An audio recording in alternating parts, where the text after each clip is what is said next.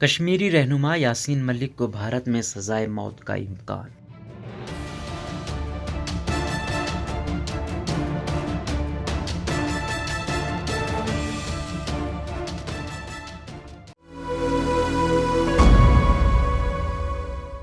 نئی دلی کی تہاڑ جیل میں کئی برسوں سے قید معروف کشمیری حریت پسند رہنما یاسین ملک کو دہشت گردوں کی مالی معاونت کرنے کے الزام میں قصوروار قرار دے دیا گیا ہے اور اس امکان کا اظہار کیا جا رہا ہے کہ انہیں 25 مئی کو سزائے موت سنا دی جائے گی۔ دہشت گردوں کی معاونت کے اسی کیس میں لشکر طیبہ کے بانی حافظ محمد سعید اور حزب المجاہدین کے سربراہ سید صلاح الدین کو اشتہاری ملزم قرار دیا گیا ہے۔ یاد رہے کہ یاسین ملک برسوں سے بھارتی جیل میں قید ہیں، جبکہ ان کی اہلیہ مشال ملک اور بیٹی اسلام آباد میں مقیم ہیں۔ یاسین ملک پر غیر قانونی سرگرمیوں کی روک تھام کے ایکٹ کے تحت الزامات عائد کیے گئے تھے۔ عدالت نے یاسین ملک کو مجرم قرار دیتے ہوئے اعلان کیا ان کی سزا کا اعلان 25 مئی کو دلائل سننے کے بعد کیا جائے گا۔ یاسین ملک نے بطور احتجاج خود پر لگے الزامات کا دفاع نہیں کیا۔ ان الزامات میں اقدام دہشت گردی، دہشت گردوں کی مالی معاونت، دہشت گردانہ عمل کی سازش اور دہشت گرد تنظیم کا رکن ہونے کی دفعہ شامل کی گئی ہیں۔ یاد رہے کہ 57 سالہ یاسین ملک پر 1999 میں تب کے انڈین وزیر داخلہ اور کشمیر کے سابق وزیر اعلیٰ مفتی محمد سعید کی بیٹی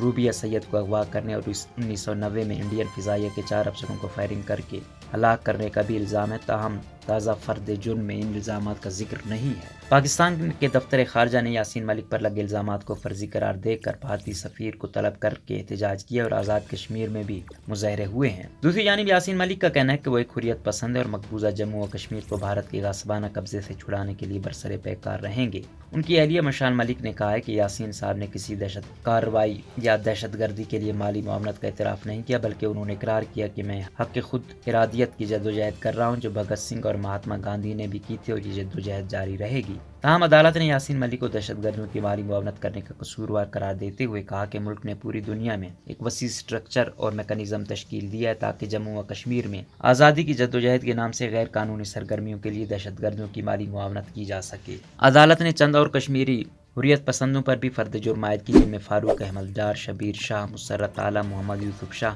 آفتاب احمد شاہ، الطاف احمد شاہ، نعیم خان، محمد اکبر خاندے، راجہ مہراج الدین کلوال، بشیر احمد بھٹ، ظہور احمد شاہ بطالی، شبیر احمد شاہ، عبدالرشید شیخ اور نوال کشور کپور شامل ہیں۔ یاد رہے کہ اسی عدالت میں لشکر طیبہ کے بانی حافظ سعید اور حزب المجاہدین کے سربراہ سید صلاح الدین کے خلاف بھی چارج شیٹ دائر کی گئی تھی، جنہیں اشتہار مجرم قرار دے دیا گیا ہے۔ پاکستان نے بھارتی حکام کی طرف سے کشمیری حریت رہنما یاسین ملک کے خلاف من گھڑت الزامات عائد کرنے کی مذمت کرتے ہوئے بھارتی سفارتی عہدیدار کو ایک احتجاجی مراسلہ سونپا ہے۔ دفتر خارجہ کی جانب سے مقامی کشمیری رہنماؤں کی آواز کو دبانے سے متعلق پاکستان تشویش کے حوالے سے آگاہ کرتے ہوئے کہا گیا کہ دلی نے انہیں من گھڑت محرکات میں پھنسانا شروع کر دیا ہے۔ مراسلے میں کہا گیا کہ کشمیری قیادت کے خلاف جھوٹے الزامات لگانے کے مضمون بھارتی حربے اور نہ ہی ظلم و جبر اور دھمکیوں کا ماحول بھارت کے زیر انتظام کشمیر کے عوام کو ختم کر سکتا ہے۔ دفتر خارجہ کے مطابق پاکستان نے بھارتی حکومت سے کہا ہے کہ وہ یاسین ملک کے خلاف تمام بے بنیاد الزامات واپس لے اور اسے فوری طور پر رہا کرے تاکہ وہ اپنے خاندان سے دوبارہ مل سکے اور معمول کی زندگی میں واپس آ سکے۔ پاکستان نے اقوام متحدہ اور انسانی حقوق اور انسانی ہمدردی کی تنظیموں سمیت عالمی برادری پر زور دیا ہے